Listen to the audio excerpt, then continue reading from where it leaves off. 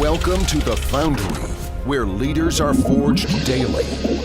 Each week we investigate themes of leadership, entrepreneurship, and mindset with some of the greatest minds in real estate.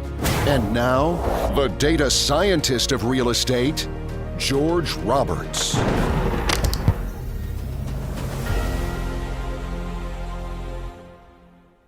Welcome back, passionate investing community. Ladies and gentlemen, the wait is almost over. I will announce the release date of Passionate Living Through Passive Investing on our next show. However, today I'm joined by Vanessa Alfaro, founder of Venus Capital Partners. She's here to discuss how AI is transforming real estate and how you can use it to grow and scale your business. We'll also talk about Vanessa's experience scaling several businesses to 7 to 8 figure level success. And with that, welcome to the show, Vanessa. Thank you so much. So happy and excited to be here. All right. Well, we're excited to have you. And I always like to start by asking sort of an icebreaker. When you're at a cocktail party and somebody asks, what do you do? How do you like to answer the question? When I am in a cocktail party? Yeah. So somebody who knows nothing about real estate, commercial real estate, syndication, entrepreneurship. How do you describe what do you do? That's funny because it looks like I am an extrovert, but I'm actually all the opposite. I'm super introvert. So if I am in a cocktail party, I avoid talking to people. All right. But okay. however, if I am in a networking event, that's different because I know that I'm there to network. Okay. So I push myself out of the comfort zone and I start talking to people. Now, I have learned that in order to be the most interested person, you have to be the most interested person. So I mostly ask questions so people start talking about themselves. Does that make sense? No, that's beautiful. And I think I'm going to ask you questions as being a little bit introverted myself, or at least I would say that I was very introverted early in my life. I think I had a very similar experience. I read Dale Carnegie, How to Win Friends and Influence People. And, he says, if you're interested in people, you'll find that people are interesting, and very similar to your answer. Although over time, I would say that I actually came to very much prefer being extroverted. So did you change from being an introvert to an extrovert? Well, I don't know. Does anybody really change that much? But maybe I just found the rewards in other people. But I find it interesting because a lot of people that I meet at networking events, of course, we met at a networking event, at a conference, in fact, but they seem like extroverts to me. And it's interesting to hear many people do describe themselves as introverts. As an introvert, yes. But if you're an introvert, I think that when you think about the other person and just asking questions about the other person, it's just not about you, right? And when you don't make it about you, it's easier to connect to people. Okay? Listen to people, listen what they are looking for the event, what they want. And if it's in a multifamily, it's super easy because everybody knows what you do. You're in multifamily, right? It's harder when you are in a party and people don't know what you do. Does that make sense? Yeah, I love it. Well, I'll share one more insight with you because I just love this. And I think we're really starting out deep. And that's what I try to do. A lot of people just ask questions like, how did you get your start? And it seems like, some people say if you listen to 10 podcasts, you've heard them all. But we try to be a little different here and go deep early. Yes, I find people are very starved for listening. And if you look at it from that standpoint and you try to be a good listener to people, conversations are just very, very different things. You learn things about people you never would have. And I don't know what to say other than that it's just amazing what listening will do to people. I think most people really lack a true listener in their life, and you can just learn so much from people. But I love it, and I've been waiting for that too. I think one of these days I'm going to ask the cocktail party question, and someone's going to say I'm a teetotaler. I never go to a cocktail party. Anyway, not yet. You're completely right. Yeah, most of us have problems listening. And have you heard Jim Kilwick? I don't even know how to pronounce his last name. And he talks about this, about how do you remember names when you are in a networking event. Most of us does not remember the names, but he says that the most important thing, the most important and the biggest reason because we don't remember is because we're not listening. We're not paying attention. Someone comes and say your name, and what you're thinking in your mind is what you're going to say next, or what this person is thinking about me, okay, or how nervous you are, and you're not actually listening the name. That's the first technique that he gives you. You have to listen and pay 100% attention to the person's name, what the person is saying that. And then he gives you another technique. I think he's correlating that with something that you know, okay?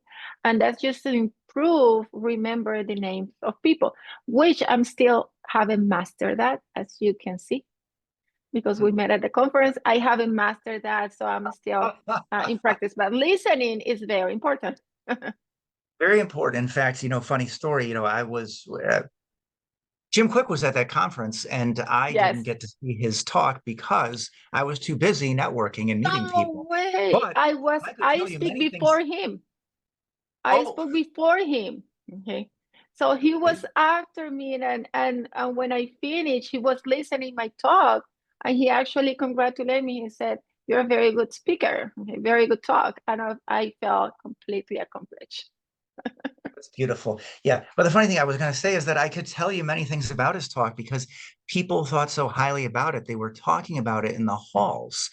And I remember him talking about blueberries and lettuce and all these other things that he does for the word name association. But yes, 100% true. Yeah. Very hugely important. And the way I look at it is, when someone else is doing the talking, they're doing the work of the conversation, right? They're carrying it right now. It's time to take a deep breath. You get to Mhm. relax a little bit. And I think, for me, that really helps me to open myself to listening. I mean, they're carrying the conversation right now. Just let it be for a moment. Well, anyway, so let's talk about some of your strengths. You listed 3: visionary leadership, and I want you to tell us how visionary leadership has helped to transform the organizations that you lead. Hmm. Being a leader is tough. It's hard. Making sure that everybody feel noticed and everybody feel heard. I think it's the most important thing in as a leader in your company. Okay? And you have to balance that with performance and KPIs to make sure that the team is meeting their metrics. I I believe that, of course, you are not going anywhere without your team, right? You're not going anywhere, but it's important to be surrounded by the right team. If you're an A player, surround yourself with A players, because otherwise everybody in the team is going to deliver a B or C performance. Okay, so it's very important. I'm very careful with the people that I surround myself, okay, in general, not only inside my company ecosystem, but as well, I surround myself. And Tony Robbins always say proximity is power, which is whoever you are around, okay, is the people that is going to make you grow, okay, and it's going to make you, succeed with your dreams. So does that answer your question? Absolutely. And what I'm hearing there is there's a bit of putting the pride away. The more a leader does put their pride away and take pride in the accomplishments of the team, the stronger the team gets. And that's really what makes the leader look good. When the team's performing, you know that the leader is good. So, Right. And everybody, actually at that conference, they asked me in a panel, what was my superpower? Mhm. Because everybody is in multifamily asked, what's your superpower? And what I said is that actually my superpower is to manage a company, to make a company grow, and to find the people that is actually smarter than me doing things that they can do better than me. yes. Okay. So that's the whole thing, or a good CEO, okay, to bring a company to a success. It's not about just the CEO, it's about the people that you bring together and how successful they are and how better they are at you at doing things that you are not doing. If that makes sense. Oh, 100%. And I think it's a lesson that every leader needs to learn. you start out, in many cases, people get promoted because they're great individual contributors. And certainly you need to be good at what you do. You need to be skilled to be a leader, but at some point you need to decide, what do you want to do? What do you excel at? What's your superpower? And for example, mentioned to my audience at the beginning of the show, about to release my book. Well, I didn't get here by trying to design the cover myself and trying to edit myself and trying to format it myself. I love finding people that do the things that I do them better. I've done, for example, a lot of video editing in my life. I think I have a lot of creativity for that. But, I tell my assistant, hey, I want you to go out and spend time every week learning about video editing. Make sure that you're always expanding your skills. I mean, I can tell you how to edit this video, but I want you to tell me. I want you to come to me with your ideas, and it's very liberating and a little bit scary, I think, for leaders at any level, because you're always letting go of something to get to that next level of leadership and to be able to lead a bigger team or to be able to lead better. You have to focus more, and it's I think a fair balance between, as you said, you started as or maybe you still are introspective or introverted, although you seem very extroverted. A very fine mix, a leader having to overcome perhaps certain things in their personality, and then at the same time knowing that you have to focus on what it is you do best. And like you said, you got to go and hire experts. You don't want to hire somebody who knows less than you about video editing or formatting. I wouldn't do that. I want to hire the expert. You tell me how this is supposed to look. Right. And there is an excellent book that I would recommend to every entrepreneur. It's called Buy Back Your Time by Dan Marteau. And he talks about that too, how you want to hire people that knows more about you. You want to hire people that tells you what to do, not people that you have to tell them what to do or how to do things. So one of the things that I do in my company is that I usually throw a lot of things without any explanation at all when people is new. I don't provide any training. I just throw a lot of things in their plate. Okay.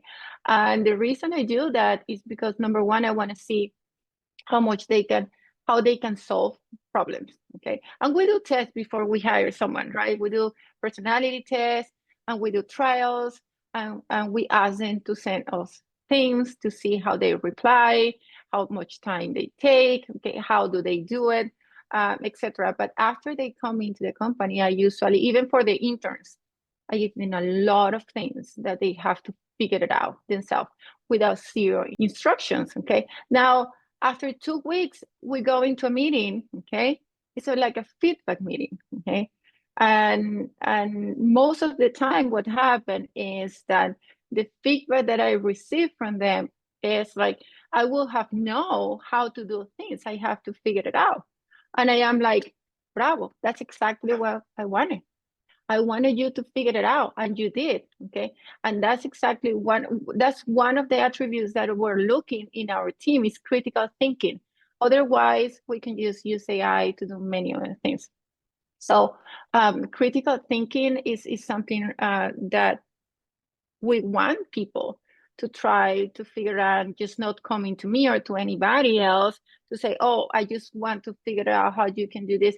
Because the tendency and the normal tendency for humans, okay, is to be in a comfort zone and just ask for people, okay, how can I do this and how can I do that? Okay.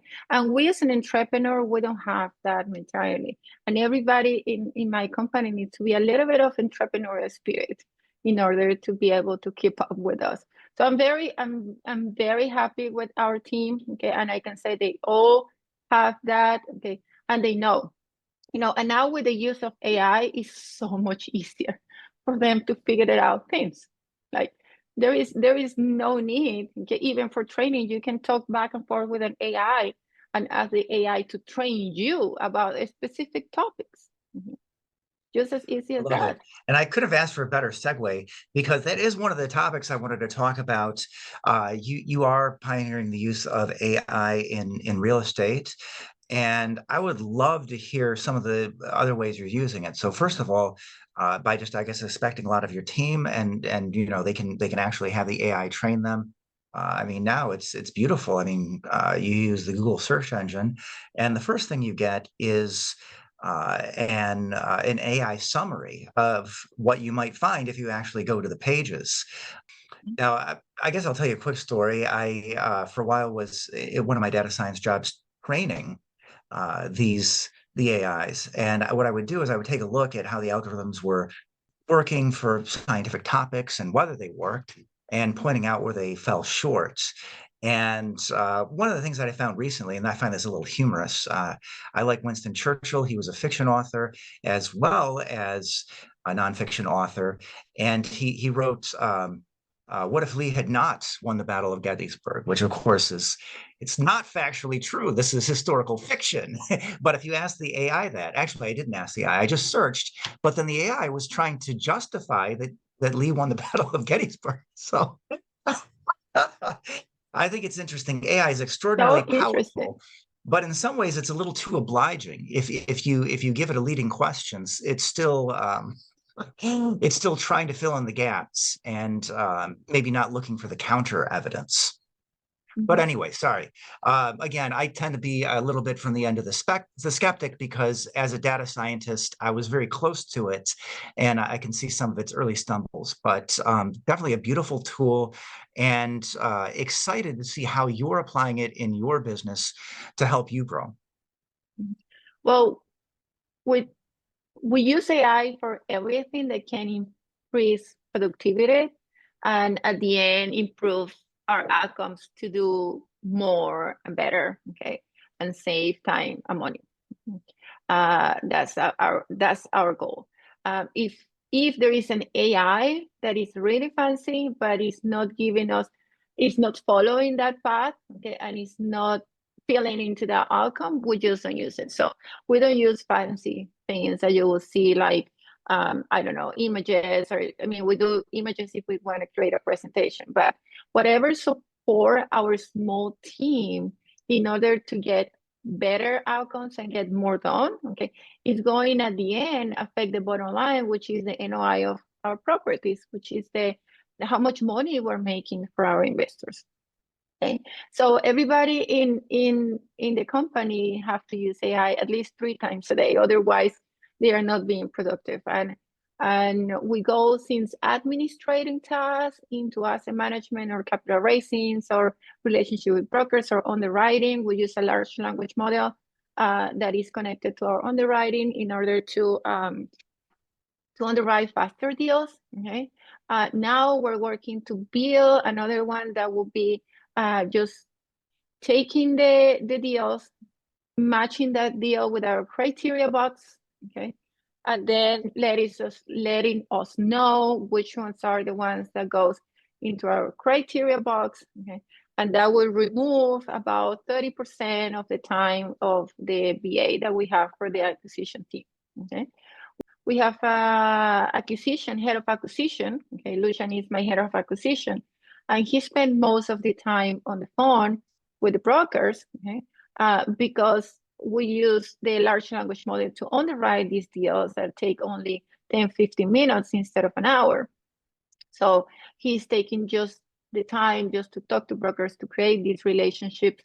We use an AI that is a personality as it's a predictive personality assessment. Okay, so we use it to check what is the basic personality of the person, and then he can talk to brokers that he doesn't know, or I can talk to investors, okay, or people like you. Okay, I do have your personality assessment as well if I'm going to a podcast. Okay, so I have an idea of the basic personality of the person that I'm talking to, and then it goes into small things, like, for example, you mentioned that my assistant replied your form, okay, very detailed, okay?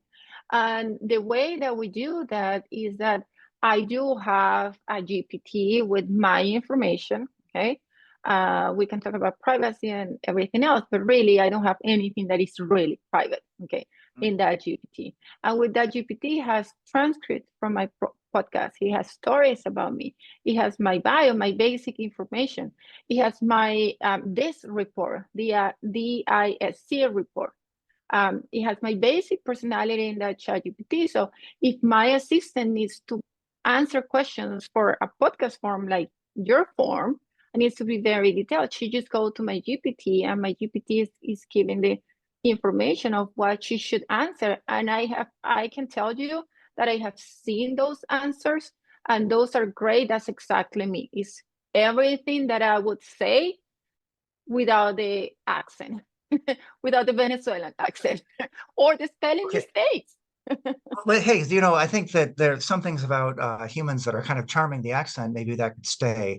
But I think that a lot of what it is with using AI is knowing when to use it, when not to use it. For example, my son is quite brilliant, but it chagrins me sometimes that he's always using AI for his math to ask, how should I approach this problem? And sometimes I will say a more direct search query is what you need to do. If you just say, we need to factor polynomials, okay? If you know that's what you're doing, don't give the problem to ChatGPT and see how the problem's solved. Watch a professor solving it and ask a more direct question. So what I find is that people who know how to use it do very well. Like if you say, hey, write this book for me about topic X, you get garbage. But now let's see if I can think of off the top of my head a better way to look for it. Like what are the names of commercial real estate brokers and such and such a market, then you get some ideas. If you ask for the answer, a lot of times what you get is wrong or maybe misleading. But if you ask for suggestions and you allow the AI, I think, to lead you perhaps in a direction you wouldn't have thought of, if you use it creatively, people that have the knowledge to use it creatively and who understand really what it is that makes people interesting. And what we're adding some creativity and, perhaps to use my example, a little skepticism. Look for the counter evidence, for example, and do some of the things the computers aren't doing. Well, you give us a lot of great examples, and I love it. Let me see if I can just pick one. And I would like to add something else to that as well. I usually tell, of course, garbage in, garbage out, right? So if you don't know how to talk to AI, you're going to get the same outputs than everybody else, and probably it's really not that good. But my question to that people is like, what if you're talking to a human? Okay. What if you talk to a human and you tell a human, hey, give me a book about real estate? And you just don't give more explanation than that. Right. Is that human going to do a good job? Or they're going to give you like a garbage information? Probably it's going to give you something about Airbnb, so single family home. And then you're going to come back and say like, no, that's not what I want. I want something about multifamily. And then it will come about multifamily, but it will give you information about a 10 units or a 4 units. 4 units is considered multifamily. It was like, no, that's not what I want. My point is that even if you're talking to a human, you have to be explicit. Number one, you have to be explicit. Number two, when you're asking a human about a topic, you want a human that is knowledgeable in that topic. So if you want an advice about a legal SEC, who are you going to ask? Your best friend? You're going to ask a lawyer or SEC lawyer. Okay. And if you want an advice on accounting, you're going to ask a CPA. It's the same thing with AI. So you can ask AI to act like this person. So the knowledge base, and you know this better than me because you are the data science, okay? But the knowledge base is going to go into that little bubble, okay? So my guidance to people that want to learn how to talk to AI is, number one, to think that you're talking to a human. Number two, is to start asking AI to act like that person. Is it a writer, is a fourth writer, or act like a CPA, or act like X, Y, and Z, okay? And then give them specific instructions. I want a multifamily book about syndication real estate, and explain me step by step, how do I syndicate property, for example. And then the last one is to ask them for a format. You can ask this information into a table format, or to download the format into a PowerPoint, encoding. Okay, you can ask that code. Okay, if it's an image. So that way you have a better idea of like the AI is not going to read your mind, and any human is actually going to read your mind either. Right? Yeah, I like it, and it's very true, because I think that in any field, asking the right questions is really the most important thing. And when it comes to any sort of an AI tool, the only difference is that the computers are going to lack nuance. So your ability to ask those questions is even more important. I mean, it's cliche to say we're not all mind readers, but the computer particularly lacks the ability to go and try to figure out what's Read behind your your mind. question. So I want to thank you, Vanessa. This has been an outstanding interview. You shared so much about your personal approach to business, your experience in business, your experiences in leadership. I want to thank you so warmly for taking the time to share your knowledge and experience with our audience. Just want to make sure everyone has the opportunity to reach out to you. What is the best way to reach out to Vanessa Alfaro? Sure, they can reach out on my website, venuspartners.com. There is a contact form, there is a chat bot that can help you as well. If you want to talk to me or anyone on our team, you can go to the contact form. We'll make sure that we book an appointment if you want to be a passive investor or like a potential partner with us. And also, I do have something very cool that I'm very passionate about, which is the AI teaching class. Okay, that is a free class. It's a free 5-day challenge for people in real estate. So if you are interested, it's completely free, and the website is reaichallenge.com. Right, great. And yes, your assistant sent those out to us. We'll make sure those go into the show notes. Again, thank you so much. Thank you.